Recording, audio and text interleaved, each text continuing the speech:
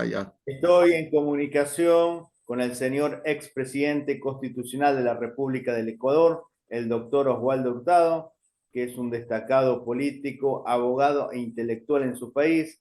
Presentó varios libros y el último, titulado Dictaduras del siglo XXI, Venezuela, Bolivia, Nicaragua, Ecuador, y ahora la nueva edición va a incluir lo que ocurre en El Salvador bajo la presidencia de Nayib Bukele. Presidente, muchas gracias y muy amable como siempre por aceptar la entrevista.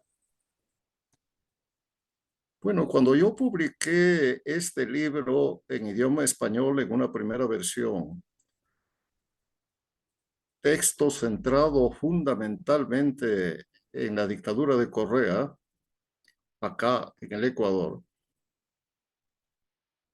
y añadía los regímenes autoritarios, dictatoriales y autocráticos de Venezuela, Nicaragua y Bolivia. Algunos dijeron que era un libro para desacreditar al socialismo del siglo XXI, porque los cuatro gobiernos se inscribían en esa tendencia política. Bueno, la publicación en inglés de mi libro, en el cual añado el estudio de El Salvador, demuestra que no es que me preocupe a mí las ideas políticas, sociales, económicas del socialismo del siglo XXI. Lo que me preocupa es su carácter dictatorial. Lo que me preocupa es que los gobiernos de Venezuela, de Bolivia, de Nicaragua y de Ecuador durante el régimen de Correa hayan asumido todos los poderes del Estado, hayan suprimido las libertades públicas. Presidente, cuando usted dice Ecuador, en el caso de Correa ya no está más Correa, pero en Bolivia no hace ninguna salvedad y ahora está Luis Arce Catacora. ¿Piensa que el gobierno de Luis Arce Catacora es la continuación del gobierno de Morales Ayma? Termino mi idea y Sí. respondo a su pregunta. Entonces, hoy que se incluye a Nicaragua, se confirma que en efecto mi preocupación es la pérdida de democracia en esos países. El gobierno de Nicaragua, no, de El Salvador, no es un gobierno del socialismo del siglo XXI, pero se parece a esos gobiernos porque el presidente Bukele ha asumido todos los poderes del Estado. Esto es, la función legislativa, la función judicial, están bajo la orden del presidente de la República. Y a lo que se suma restricciones significativas a todas las libertades, y fundamentalmente la libertad de prensa, de reunión y de protesta, ¿no? Y graves afectaciones a los derechos humanos. Sus motivaciones son distintas al socialismo del siglo XXI. Son distintas. Su motivación es la seguridad de su país, no la realización de una revolución. Pero es que a mí no me interesa, y a mi libro tampoco, cuáles son las motivaciones. Lo que me interesa es cuáles son las instituciones autocráticas que conforman y cómo es que ejercen un poder absoluto. En cuanto a lo de Bolivia, sí, en el libro se menciona ya al nuevo presidente de Bolivia, que ya no es Morales. Pero el presidente de Bolivia, que hoy ejerce el gobierno de ese país, también tiene bajo su égida la Fiscalía del Estado y la Justicia, ¿no? De las que se vale para perseguir a sus opositores, para encarcelar a sus opositores, ¿no? Y para, mediante procedimientos fraudulentos en el campo de la justicia, condenarlos, condenarlos. Con el tema de Ecuador, usted hizo hincapié que el análisis es de Correa y algunos signos autocráticos, autoritarios que tuvo. Ahora parecería que el correísmo se está fortaleciendo a través de la hermana de Rafael, la asambleísta Pirina Correa? ¿Piensa que un correísmo liderado por la hermana de Rafael Correa va a ser la continuidad del hermano o va a cambiar y mejorar las formas, sobre todo con el trato a la oposición? El gobierno de Correa no es que tuvo algunas manifestaciones autocráticas. No, no, no, no. El gobierno de Corea fue una dictadura. El presidente hablaba todos los fines de semana en cadena de radio y televisión. Ahí denunciaba a un político de la oposición y le pedía a la justicia enjuiciarlo. Al día siguiente era enjuiciado y semanas después condenado y meses después encarcelado, para poner un ejemplo. La función legislativa estaba sometida a la autoridad de Correa. Él públicamente disponía lo que debía hacer la función legislativa. Entonces, si tenemos un régimen como lo teníamos en el Ecuador, en que el presidente de la República ha puesto bajo su autoridad la función legislativa y la función judicial, estamos en un régimen que no es democrático. Y eso es lo que en ese tiempo y todavía ahora ocurría en Venezuela y ocurría en Bolivia y ocurría en Nicaragua. Con el Y tema sigue ocurriendo. del correísmo con sus nuevas figuras, que parece que la que puede ser la líder del espacio y la candidata, y por qué no la presidente si el pueblo le Correa. ¿Piensa que la señora Pirina tiene mejores métodos políticos que el expresidente Rafael? Estos gobiernos a los que me he referido Sí. han resucitado, además de los regímenes dictatoriales latinoamericanos de toda su historia, han resucitado el caudillismo. De manera que para contestar su pregunta, luego de este breve preámbulo, yo diría que cuando tenemos regímenes de esa naturaleza en América Latina, o cuando mejor los tuvimos, y el caudillo no es que gobernaba el país, sino alguien que él había designado. Quien mandaba era el caudillo.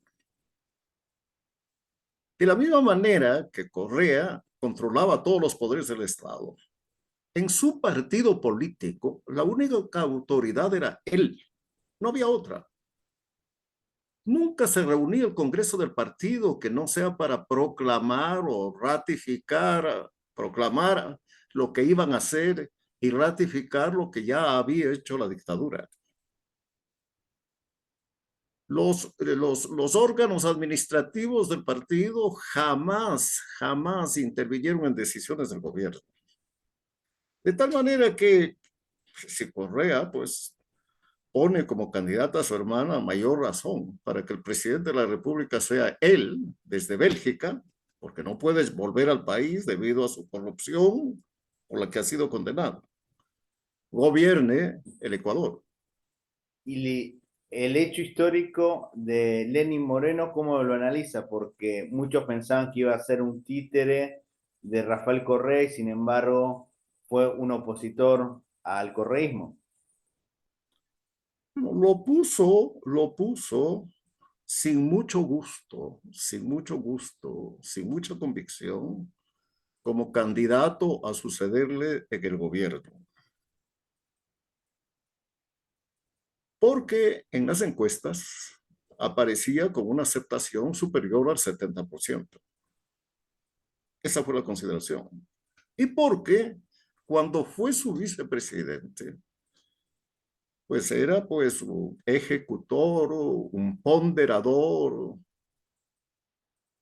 un consecuente absoluto con todas las decisiones tomadas por el gobierno.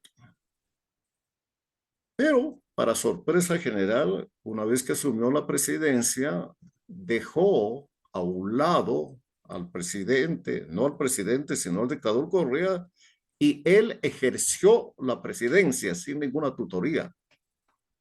Y una de las medidas que tomó, y ese es un mérito de él, que le reconoce todo el Ecuador democrático, fue eliminando algunas de las instituciones autoritarias dejadas por Correa, que se proponía gobernar, según sus palabras, 200 años el Ecuador. El tema de México, ¿cómo lo sitúa? Porque hoy se está hablando mucho de Andrés Manuel López Obrador, incluso está siendo muy criticado por políticos serios en su país. ¿Lo considera un dictador o un aprendiz de dictador? Yo no lo consideraría un dictador, porque me parece que todavía en México la justicia y el Congreso Nacional son órganos del Estado independientes. ¿Y porque existe un clima de libertad? Hay libertad de prensa, hay libertad de organización, hay libertad de reunión, ¿no? El gobierno rinde cuentas, la pide la minoría existente en el Congreso Nacional, ¿no? Pero lo que sí me llama la atención del gobierno de ese país y particularmente de su presidente es que no haya condenado nunca, jamás, a Venezuela, a los gobiernos de Venezuela y de Nicaragua, bajo el argumento de que existe en México una tradición de respeto a los otros países en cuyos asuntos internos no interviene. Esa ha sido la excusa. Bien, pero ese mismo presidente que se ha negado a participar en las reuniones, en las decisiones tomadas por la Organización de Estados Americanos, condenando a esos gobiernos por no intervenir en sus asuntos internos. Bueno, hoy está interviniendo directamente en la política del Perú. Así es. Y uno puede criticar todo lo que ha ocurrido en el Perú, pero quien dio un golpe de Estado en el Perú no es la actual presidente de ese país, antigua vicepresidente. Fue el presidente. Existe un gobierno constitucional en el Perú que llegó al poder mediante la sucesión prevista en la Constitución. Y además es un gobierno en el cual hay una independencia de la justicia tan independiente que en algún, no sé si en la fiscalía o en algún juzgado, se está investigando a la presidenta de la República. Con respecto Bien, que este libro fue editado y se incluye El Salvador, me imagino que usted estará estudiando qué pasa con el vecino, uno de los vecinos de Ecuador, Colombia, con el terrorista Petro de presidente. ¿Puede haber un peligro de que Petro quiera ser o que sea un dictador? bueno, hasta ahora el presidente Petro se ha conducido como un presidente democrático. En Colombia existen todos los elementos que he mencionado constitutivos de un régimen democrático y yo no tengo por qué pensar de que esto va a cambiar en Colombia, entre otras razones, porque la democracia colombiana tiene una larga historia que se remonta al siglo XIX. ¿El pasado de Petro no puede influir negativamente? Bueno, es uno de los pocos países de América Latina de que casi no ha tenido dictaduras. Y cuando un país tiene fuertes instituciones, aunque el presidente quiera abolirlas, eso no puede hacerlo. Es lo que pasó en Estados Unidos. También había un autócrata gobernando los Estados Unidos y no pudo realizar un fraude electoral para permanecer en el poder por la fortaleza de las instituciones democráticas de los Estados Unidos, guardando las distancias y los tiempos. Es el caso de Colombia. Del autócrata de Estados Unidos se está refiriendo al expresidente Trump. Claro, sí, sí. Bolsonaro, Muy Bolsonaro parecido decir a que fue el Trump. Maduro, a Chávez, a Correa, a Ortega, muy parecido a Morales. Bolsonaro quiso ser el Trump sudamericano. ¿Perdón? Bolsonaro el presidente, el expresidente de Brasil, quiso Yo ser pienso que, Trump? yo pienso que fue un presidente autoritario, pero al régimen de Bolsonaro no se lo puede calificar o tipificar como una dictadura. No fue un régimen dictatorial. Vuelvo, pues, ya les va a casar, pues, a algunos de los que me escuchan, vuelvo a aquello de que en el Brasil, en este caso, la justicia fue independiente y la legislatura igual, Sí. y se respetaron las libertades y los derechos. Hubo actos autoritarios, sin duda, pero no hubo un dictador en el gobierno del Brasil. Se habla también de los Kirchner como parte del socialismo del siglo XXI. Se lo critican mucho por hechos o supuestos hechos de corrupción, pero piensa que se puede incluir como dictatorial al régimen kirchnerista. ¿A cuál régimen? Kirchnerista, tanto el de Néstor como Cristina y ahora Alberto Fernández. Tampoco creo que pueda calificarse como dictadura a los gobiernos de los esposos Kirchner, ¿no? No creo, ¿no? Porque en Argentina sigue habiendo una justicia independiente, porque en Argentina sigue habiendo una legislatura o un Congreso independiente, Y libertad de expresión también porque hay. existe una absoluta libertad de expresión. Sí. Hay manifestaciones autoritarias de los dos gobiernos Kirchner, marido y mujer, pero esas manifestaciones autoritarias no da derecho a calificar a esos gobiernos como dictatoriales y tampoco al gobierno del actual presidente de Argentina. ¿Cómo hacen los ciudadanos de América, los latinoamericanos, incluso los mismos ecuatorianos que quieran adquirir su libro? Bueno, está en Amazon y tiene una versión en papel y una versión digital. De manera que se lo puede adquirir ahí en inglés, pero en español se publicó en español, pues, un libro que no incluye El Salvador, hace 2 años. En español también está en Amazon y en otras tiendas digitales. Eh, Fue publicado por Random House en el sello Debate.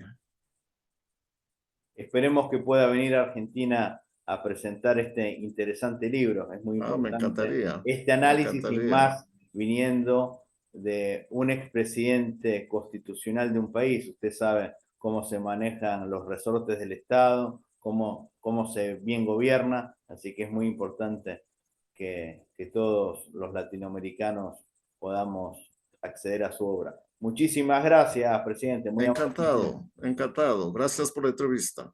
Para Que más tenga una información, buena por noche. favor, suscríbanse a mi canal de YouTube.